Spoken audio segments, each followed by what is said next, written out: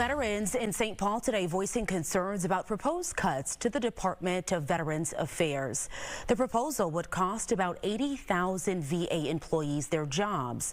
The former Secretary of Veterans Affairs here today with an event with Senator Amy Klobuchar and Representative Kelly Morrison. Fox 9's Rob Olson was also there. So Rob, this was a town hall type of event where people could really just ask questions. So what kind of things did you hear?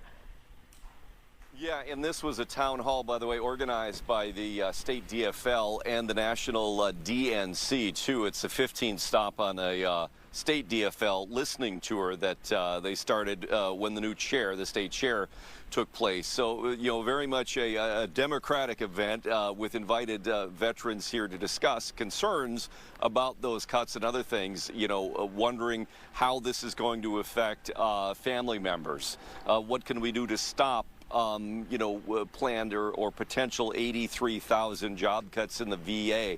And, you know, the responses were, you know, having things like this, raising, you know, voices and concerns.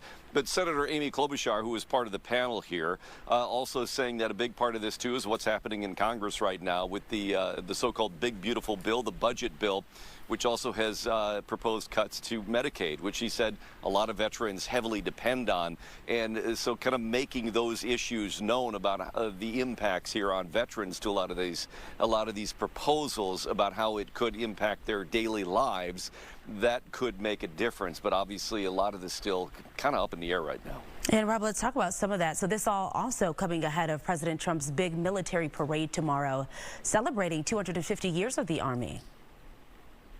Yeah, and, you know, the organizers here, again, the Democratic Party, state and national, say that this was very intentionally timed as a precursor to what's happening tomorrow. Certainly not in a way to criticize the military and celebrating the military, but saying that this comes at a time when the veterans of the military are facing things that could really impact their lives, their health care.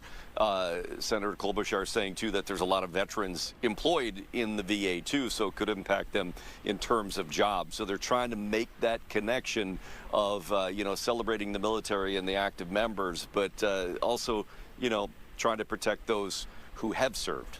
Yeah, just a lot going on. All right, Rob Olson reporting live tonight. Thank you, Rob.